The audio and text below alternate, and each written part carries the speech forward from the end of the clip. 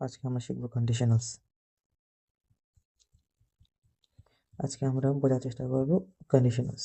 Conditionals ইংরেজি grammatical একটি item, যেটা আমাদের জেনে রাখা দরকার বিভিন্ন চাকরির পরীক্ষায়, অ্যাডমিশন এবং প্রাত্যহিক ইউজেসে এই কন্ডিশনালসটা আসে। তো কন্ডিশনালসের শব্দটাকে যদি আমরা বিশ্লেষণ করি, এখানে একটি শব্দ পাবো কন্ডিশন। কন্ডিশন অর্থ হচ্ছে শর্ত। এখানে একটি শর্ত থাকবে। এই যে শর্ত বলতে আমরা কি বুঝি, যে এই কাজ হইলে আরেকটা কাজ হবে। ছোটবেলায় আমাদের বাবা মা আমাদেরকে শর্ত দিতেন যে আমি যদি পরীক্ষায় ভালো রেজাল্ট করি তাহলে আমরা একটি গিফট পাবো। সেটা হতে পারে কোনো সাইকেল বা মোবাইল ফোন বা কোনো কিছু বা ভিডিও গেমস, এনিথিং। সো কন্ডিশনালসের মধ্যেও এরকম শর্ত থাকবে যে একটি কাজ হলে আরেকটি কাজ হবে। এখন কন্ডিশনালস জানার আগে আমাদের দুটি বিষয় সম্বন্ধে স্পষ্ট ধারণা রাখতে হবে। তার মধ্যে একটি হচ্ছে একটি সাবঅর্ডিনেটিং কনজাংশন ইফ সম্বন্ধে জানতে হবে। ইফ এই কন্ডিশনালসের ব্যবহার হবে। ইফকে বলা হচ্ছে সাবঅর্ডিনেটিং কনজাংশন। সাবঅর্ডিনেটিং কনজাংশন যে কন্ডিশনালের ক্ষেত্রে এই ইফটি দ্বারা শর্ত শুরু করা বোঝাচ্ছে। শর্ত প্রকাশ করতে ব্যবহার করা হবে ইফ, শর্ত প্রকাশ করতে। এবং আরেকটি ব্যাপার, সেটা হচ্ছে ক্লজ। ক্লজ সম্বন্ধে আমাদের একটু জানতে হবে। ক্লজ কি? ক্লজ হচ্ছে যেটাকে বাংলায় বলা হচ্ছে বাক্যাংশ। আর স্ট্রাকচার যদি যাই তাহলে ক্লজের স্ট্রাকচার হবে সাবজেক্ট প্লাস ফাইনাইট ভার্ব।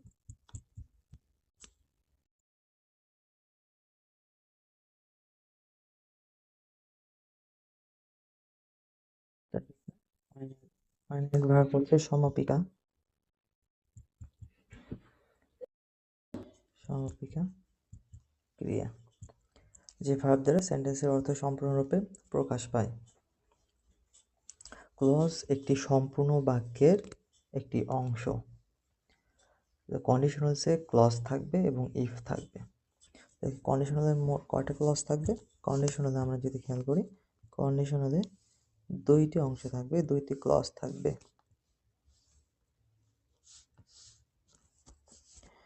একটি ইফ যুক্ত ক্লজ, ইফ প্লাস ক্লজ, আর এই যে শর্ত, এই শর্তের প্রেক্ষাপটে যে ফলাফলটি হবে সেটাকে বলা হবে রেজাল্ট ক্লজ।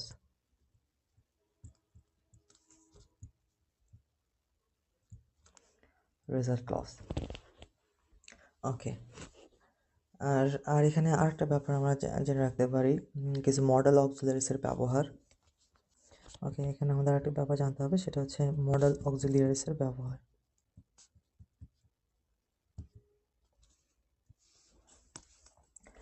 মডেল অক্সিলারিসের প্রেজেন্ট ফর্ম: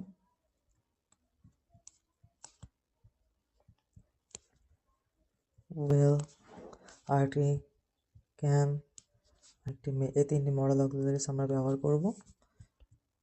এগুলোর পাস্ট ফর্ম: উইথ এর পাস্ট ফর্ম would, can এর পাস্ট ফর্ম could, may এর পাস্ট ফর্ম might। এখন would, could, might তিনটি একই অর্থে ব্যবহার করা হলেও কিছু সামান্য পার্থক্য রয়েছে। এই তিনটি দ্বারাই সম্ভাবনা বোঝানো হয়। সম্ভাবনা যদি বেশি বোঝানো হয় সেই ক্ষেত্রে আমরা ব্যবহার করব would। সম্ভাবনা মাঝামাঝি বোঝানো হলে আমরা ব্যবহার করব could, এবং সবচেয়ে কম সম্ভাবনার ক্ষেত্রে might ব্যবহার করব। এবার শুরু করা যাক। কন্ডিশনাল কয় প্রকার?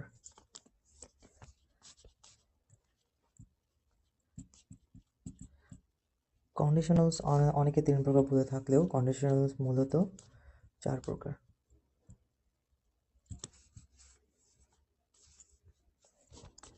এক নম্বর জিরো কন্ডিশনালস, 2 নম্বর ফার্স্ট কন্ডিশনালস, 3 নম্বর সেকেন্ড কন্ডিশনালস, এবং 4 নম্বর থার্ড কন্ডিশনালস। এবার এই 4টি কন্ডিশনালসের এক্সাম্পলস এবং স্ট্রাকচার দেখব, যেগুলো আমাদের পরীক্ষাতে কাজে লাগবে। সবার প্রথমে জিরো কন্ডিশনালস।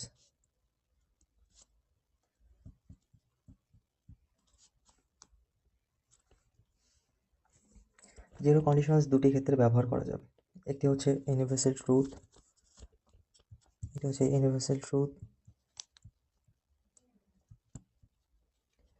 ইউনিভার্সাল ট্রুথ বা সায়েন্টিফিক ট্রুথ।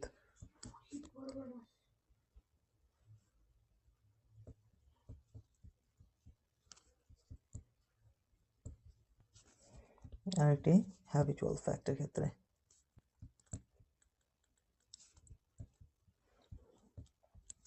আমরা যদি আমাদের টেন্সের লেকচারগুলো মনে করি, তাহলে একটু চেষ্টা করলে মনে করতে পারবো যে প্রেজেন্ট টেন্সে ইউনিভার্সাল ট্রুথ বা সায়েন্টিফিক ট্রুথ এবং এই হ্যাবিচুয়াল ফ্যাক্ট এই শব্দগুলোর উল্লেখ ছিল এবং ব্যবহার আমরা সেখানে যে কিছুটা জানতে পেরেছিলাম যে সাধারণত ইউনিভার্সাল ট্রুথ বা সায়েন্টিফিক ট্রুথ এবং হ্যাবিচুয়াল ফ্যাক্ট এইসব ক্ষেত্রে সেই টেন্সটা সবসময় কী হবে, সবসময় প্রেজেন্ট টেন্স হবে।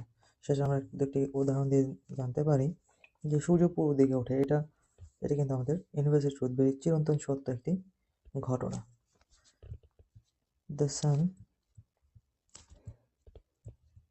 The sun rises in the east. এই সূর্য পূর্ব দিকে ওঠে, এই জন্য এই সেন্টেন্সটি সবসময় প্রেজেন্ট ইনডেফিনিট টেন্স হবে।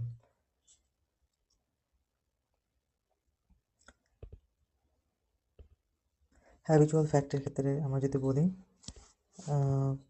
Walking is a good exercise,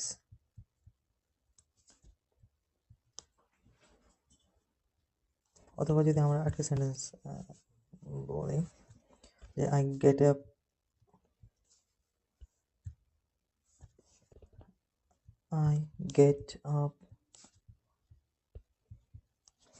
early in the morning. I get up early in the morning. আমি সকালে ঘুম থেকে উঠি, এক্ষেত্রে এটাও present indefinite tense. Get up early in the morning, এগুলো হচ্ছে ইউনিভার্সাল ট্রুথ বা হ্যাবিচুয়াল ফ্যাক্টের এক্সাম্পলস। এবার জিরো কন্ডিশনালে এটা কীভাবে ব্যবহার করা হচ্ছে, জিরো কন্ডিশনালের ক্ষেত্রে আমরা দেখব যে সর্বপ্রথমে এখানে আমাদের সাবঅর্ডিনেটিং কনজাংশন ইফ আসবে, তারপর ইফ যুক্ত ক্লজ তৈরি হবে। If you boil water, subordinating conjunction যুক্ত একটি ক্লজ তৈরি হলো। এরপর একটি ক্লজ তৈরি হবে, সেটা হচ্ছে রেজাল্ট ক্লজ।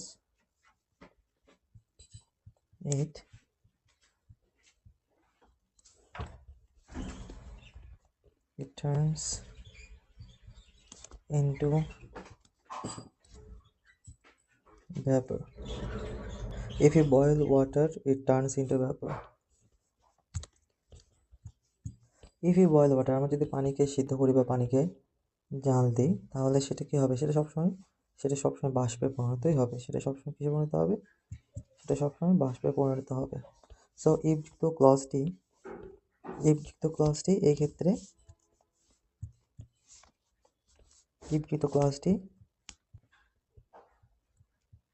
প্রেজেন্ট ইনডেফিনিট হচ্ছে। ইফ যুক্ত ক্লজটি এখানে প্রেজেন্ট ইনডেফিনিট টেন্স হচ্ছে, এবং রেজাল্ট ক্লজটিও প্রেজেন্ট ইনডেফিনিট টেন্স হচ্ছে। সো জিরো কন্ডিশনালের ক্ষেত্রে আমরা কি পেলাম, জিরো কন্ডিশনালের ক্ষেত্রে আমরা পেলাম if plus present indefinite plus present indefinite. Zero conditional আরেকটি সেন্টেন্স আমরা দেখতে পারি,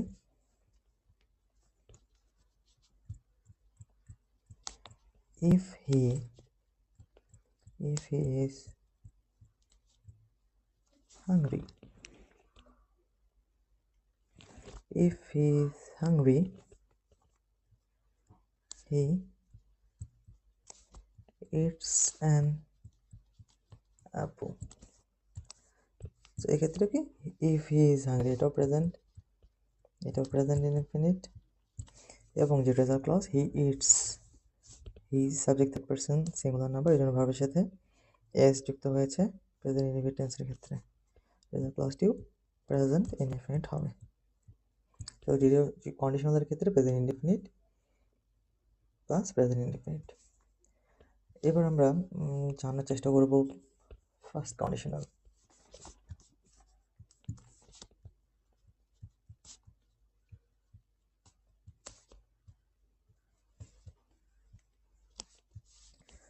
এক্সাম্পলস দিয়ে শুরু করা যায়।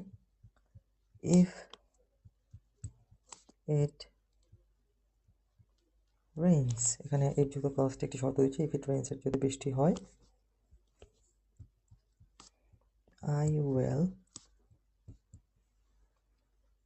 উইল স্টে, আমি অবস্থান করবো, আমি বাসায় থাকবো। যদি বৃষ্টি হয় তাহলে আমি বাইরে বের হব না। এখানে ইফ যুক্ত ক্লজটি প্রেজেন্ট ইনডিফিনিট, আর রিসার্ভ ক্লজটি আই উইল স্টে, সাবজেক্ট, তারপর শ্যাল অথবা উইল, তারপর ভার্বের বেস ফর্ম, এটা ফিউচার ইনডিফিনিট টেন্সকে রিপ্রেজেন্ট করে।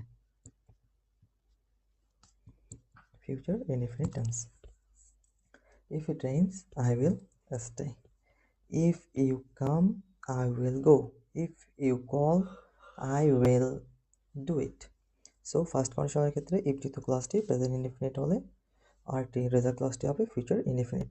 সো জিরো কন্ডিশনাল এবং ফার্স্ট কন্ডিশনালের মধ্যে পার্থক্য ওই জায়গাতেই যে জিরো কন্ডিশনালে ইউনিভার্সাল ট্রুথ, সায়েন্টিফিক ট্রুথ এবং হ্যাবিচুয়াল ফ্যাক্ট থাকবে, আর ফার্স্ট কন্ডিশনালের ক্ষেত্রে খুব জেনারেল কিছু স্টেটমেন্ট দেওয়া থাকবে। এবার আমরা জানবো সেকেন্ড কন্ডিশনাল।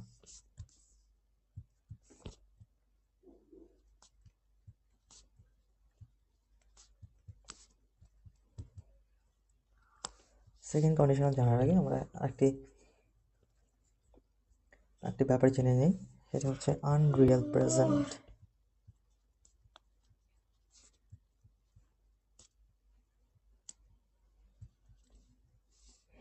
আনরিয়েল মানে অবাস্তব, প্রেজেন্ট বর্তমান, অর্থাৎ অবাস্তব বর্তমান এরকম কোনো কিছুকে বোঝাবে।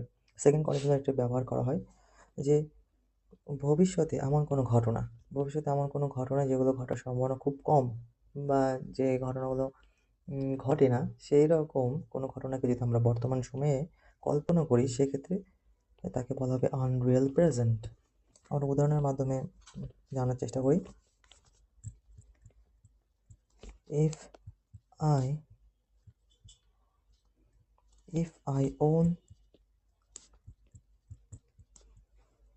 I own the lottery,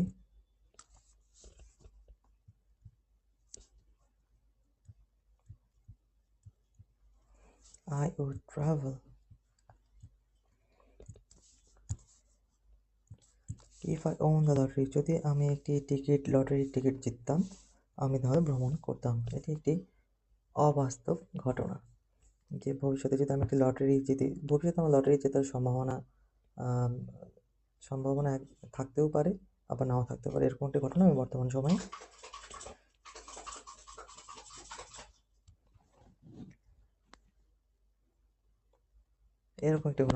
সময়ে উল্লেখ করছি। সো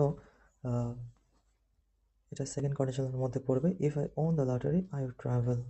সো ইফ যুক্ত ক্লজটি সাবজেক্ট, তারপর ওন হচ্ছে ভার্বের পাস্ট ফর্ম। সো এখানে হচ্ছে এটা পাস্ট ইনডিফিনিট টেন্স। ইফ যুক্ত ক্লজটি পাস্ট ইনডিফিনিট টেন্স হবে এবং রেজাল্ট ক্লজটি হবে সাবজেক্ট, আই সাবজেক্ট, তারপর উড, এখানে উড ব্যবহার করা যেতে পারে, কুড ব্যবহার করা যেতে পারে। এর ভার্বের past form, will, can, may এগুলোর past form, would, could, might, তারপর ট্রাভেল, যেটা ভার্বের বেস ফর্ম ব্যবহার করা হচ্ছে। If I won the lottery I would travel. Second কন্ডিশনালের আরেকটা এক্সাম্পল আমরা খেয়াল করি।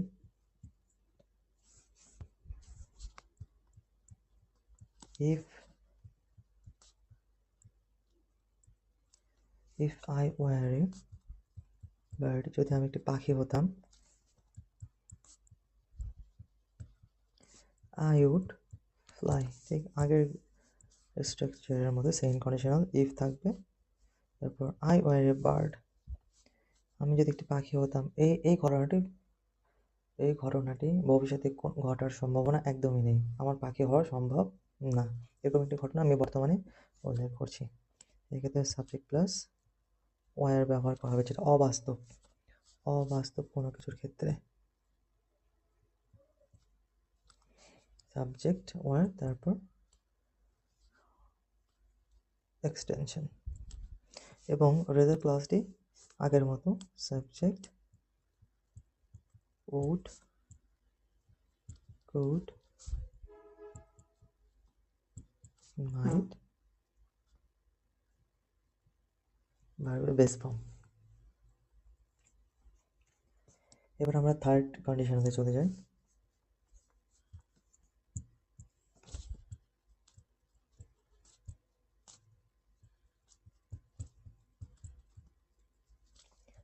থার্ড কন্ডিশনাল, আমরা আগে সেকেন্ড কন্ডিশনাল আমরা জানলাম আনরিয়েল প্রেজেন্ট সম্বন্ধে। থার্ড কন্ডিশনাল আমরা জানবো আনরিয়েল পাস্ট।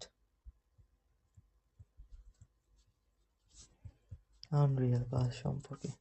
আনরিয়েল পাস্ট এমন একটি ঘটনা যেটা অতীতের সময়ে যেটা আমি পার করে এসেছি। আমি উদাহরণ দিয়ে বলি, আমরা অনেক সময় বলি না যে আমি যদি একটু ভালো করে পড়াশোনা করতাম তাহলে আমাকে ভালো রেজাল্ট করতে পারতাম, এই ধরনের যেটা হয়ে গেছে সেটা আমি বর্তমান সময়ে এসে কল্পনা করার মাধ্যমে উল্লেখ করছি। সো এরকম একটি এক্সাম্পল দেখি।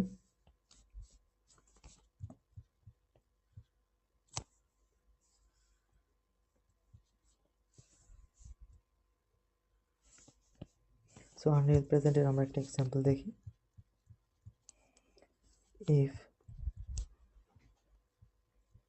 if I had studied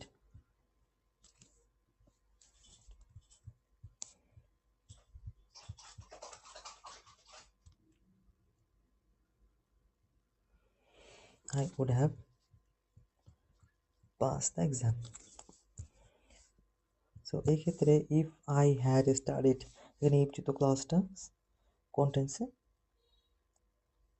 past perfect টেন্সে।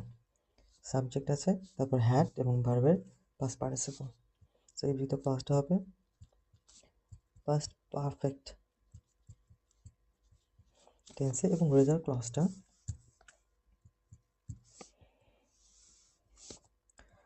ক্লজটা structure subject would, could, might, তারপর have এবং ভার্বের পাস্ট পার্টিসিপল, যেটাকে V3 বলা হচ্ছে। এটা আমাদের থার্ড কন্ডিশনালের। ওকে, এ হচ্ছে আমাদের থার্ড কন্ডিশনাল। কিন্তু একটা ব্যাপার রয়েছে, মাঝে মাঝে এই ইফটা উল্লেখ নাও থাকতে পারে। ইফ যদি না থাকে সেই ক্ষেত্রে এই অক্সিলারি ভার্ব, যে হ্যাডটা অক্সিলারি ভার্ব রয়েছে, এই হ্যাডটা সামনে চলে আসে। হ্যাঁ, আমরা সেটা একটা উদাহরণ দেখি।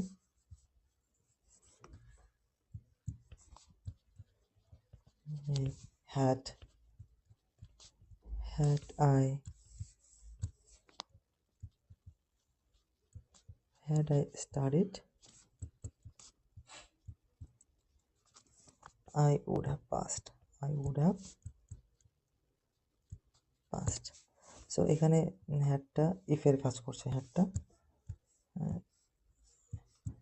হ্যাডটাই ইফের কাজ করছে, কোঅর্ডিনেট কনজাংশন। সো এটাও কিন্তু থার্ড কন্ডিশনালেরই একটা উদাহরণ হবে।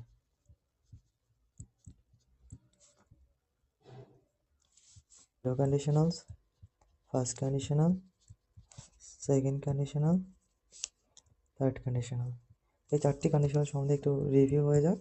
সো জিরো কন্ডিশনালে if plus present indefinite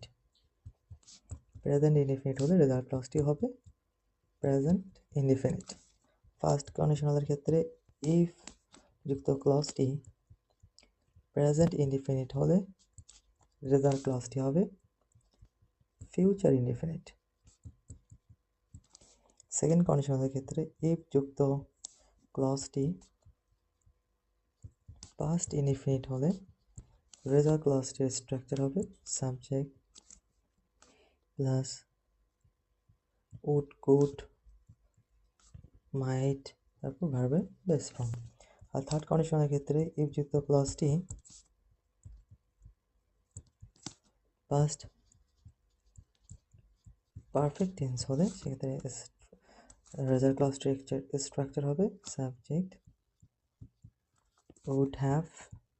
could have might have ভার্বের পাস্ট পার্টিসিপল। এই কন্ডিশনালটি আমাদের বিভিন্নভাবে পরীক্ষাতে আসে।